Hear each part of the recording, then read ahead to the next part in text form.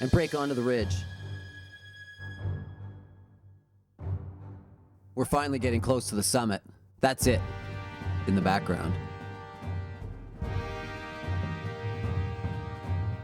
This is when things get really exciting. There seems to be only one way across. Au cheval.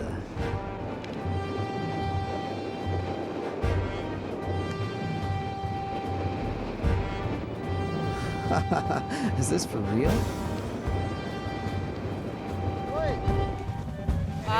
Hi, I'm scared of heights. Yeah, in case you're wondering, that footage, Fiona said, was that taken from a helicopter? The answer is no. That was our next guest, Greg Hill, taking that footage, and that means that he was actually at the front of the line going along that ridge as well. Yes, he'll be part of the Vancouver International Mountain Film Festival if you want to find out more. But he's here now, living to tell the tale. How are you, Greg? I'm fine, thank you. That doesn't look like it's a terribly comfortable move as you're going along, because there's rock under there. I was thankfully enough third along the line, so when I got there, I kind of looked. I was like, well, kind of Sure. okay, and then and then you ridge hump and all then the way ridge hump, along. yeah, but it's pretty hard to fall off. Like you could ridge hump this, and it'd be tough to push you off.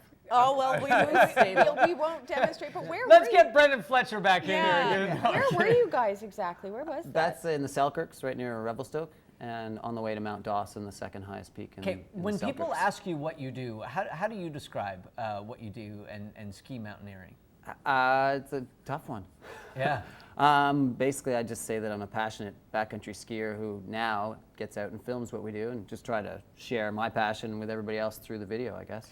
Now, backcountry skiing, for people that are unfamiliar, is basically you're self-propelled, right? You're not taking snowcats or snowmobiles. No, like right there, you said, is that filmed from a helicopter? No, it's all self-propelled like that, basically. I took the tripod and put it way over the guy. So now we're looking at perspective. Look the at way what you get down to looks ski. much more fun. Maybe you can tell us about where this is. Yeah, well, that's in Rogers Pass, and that's what it's all about. Like, Yeah. it's half and half. You spend 9 hours going up and an hour probably skiing down, so it's 90% challenge and 10% reward. But How much gear it's a do great you reward. carry up with you when you're doing a 9-hour hike up like that? I don't know. My bag's probably not too heavy. We've got typical emergency gear and stuff, but probably about 20 pounds, 25 pounds maybe. So now, does it end up being a quest for vert and for vertical, or is it a quest for really great skiing?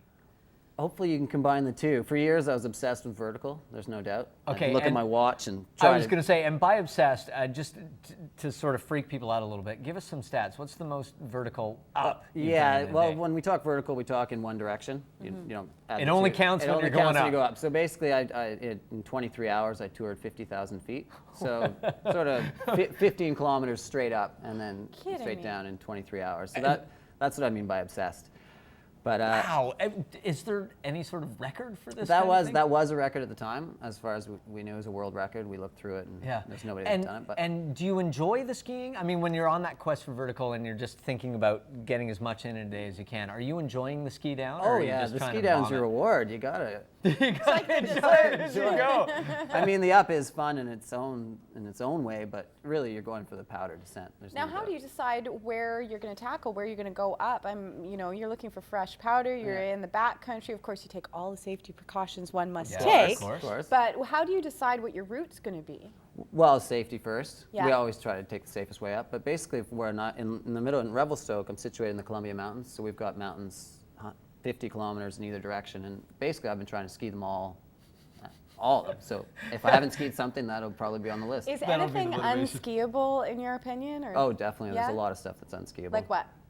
Rocks. yeah, exactly. I'm talking when When there isn't can snow. something be too vertical? Can No, it be too? no. If there's snow on it, you can ski it. That's Really? always been my rule. If No, there- you I can agree ski with- it. Well, yeah, exactly. I can ski it, but it's rocks. Yeah, I'm not a big cliff jumper. We generally like continuous lines where you're just skiing the whole time. A couple of jumps here and there, but nothing where it's mandatory that you've got to jump off Yeah. a 30-foot Do you get cliff. scared? Do you get fear in you, or is that kind of fear fun?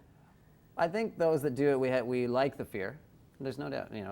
It's scary, Why you but you do do it. it for Yeah. partially Yeah. overcoming those fears, and yeah, I like the fear. So you mentioned you live in Revelstoke, how much of your decision on where you were going to live was based on what kind of mountains were around and the amount of vertical you Oh could no, pursue? 100%. Not Town 90, people, 95. I don't care. Mountains, yeah. It was all about the snow in the mountains. Moving to Revelstoke. And it has, I mean, I would think that for you, in terms of getting out there, weather patterns would be important, temperature, snowfall, all that kind of stuff must have come into play Yeah. when you're sort of looking at that. How much does weather affect what you can and can't do? Well, if you can't see, it's tough to do anything. Yeah. Yeah, it affects you a lot. Basically, you're always playing with the weather, you know, and the snowpack and stuff. So it.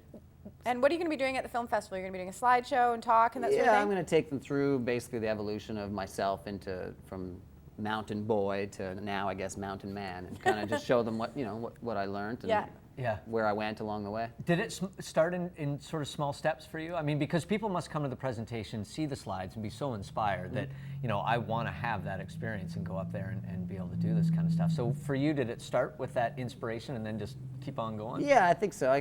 The initial time my parents, we went to a backcountry lodge for a week, and it was pretty amazing, and I got a little taste of it, but at the time I was like, wow, this is too much. How can I get the knowledge to play safely? How can I get out there? And it's like, well, yeah, so I got teased there, tempted, but I was like, well, it's too much knowledge, and I went away back to university, and then my tight, energetic personality, university didn't really work too well. Yeah. So Amen, brother. I'm hearing you on that. I got 1 year and a half. year and a half, I'm on the same. We're on the same graduate program. Yeah, biology. But yeah, it started in slow steps, but eventually, once I really got into it, it wasn't a slow step. I was obsessed, and I wanted to learn as much, take as many courses as I could, and get out there as much as I could. So Nice. Well, thank you so much, Greg. If you want to see more of Greg, you certainly can. He's going to be part of the 2009 Vancouver International Mountain Film Festival, March 6th through 7th, and the information can be had at the website if you want to grab tickets. Go check it out.